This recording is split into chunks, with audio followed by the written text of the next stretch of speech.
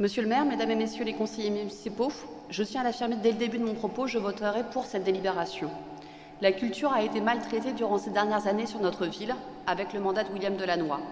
Au lendemain de son élection en 2014, la majorité de droite, en place, s'est attaquée frontalement à la culture sur notre ville en coupant ou réduisant à peau de chagrin les subventions attribuées aux associations culturelles de notre ville. Je pense naturellement au Festival Jazz Musette des Puces, à la compagnie de théâtre du Piccolo, à la librairie Folie d'encre, au 3e sous-sol, aux associations du Coq à l'âne, Mosaïque et bien sûr à Main-d'œuvre. Main-d'œuvre a ainsi vu son budget réduire de 49% sous l'effet de la politique anticulturelle de la droite en place. Alors que notre ville ne cessait de croître, et ne cesse de croître encore en nombre d'habitants sous l'effet d'une bétonisation acharnée, les offres culturelles de notre ville n'ont eu d'autre choix que de diminuer sous l'effet des politiques menées par l'ancienne majorité. Cette situation fait peser sur vos épaules, Madame Delannoy, une lourde responsabilité. Celle de permettre aux anciens comme aux nouveaux habitants de notre ville d'avoir accès à une offre culturelle riche qui participe à faire de Saint-Ouen une ville accueillante, fraternelle, une ville pour toutes et tous. C'est bien pour répondre à ce défi que nous voterons pour cette délibération.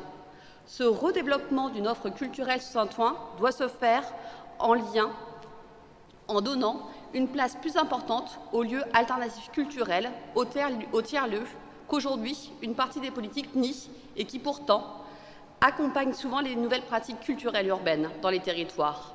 Accompagner ces structures, c'est aussi ça, rendre la culture accessible pour toutes et tous. Si ces lieux doivent en permanence réinterroger leur action pour répondre toujours mieux à leur ambition de créer d'autres rapports entre art et société, il nous faut, nous, comme institution, savoir les accompagner dans cette démarche. Ceci ne peut être, certes, l'alpha et l'oméga de la politique culturelle de notre ville, mais permettre l'existence de lieux de culture et d'innovation sociale n'est cependant pas un pan que nous pouvons nier, négliger ou mépriser. C'est dans ce sens que nous soutenons la convention d'objectifs et de moyens que vous proposez ce soir à notre vote. Nous souhaiterions cependant y ajouter une notion dans cette convention. En effet, nous savons à quel point la précarité est grande dans le milieu culturel et les dérives faciles. Nous proposons donc que soit ajoutée à cette convention une clause sociale pour le respect des droits des salariés. Je vous remercie de votre écoute.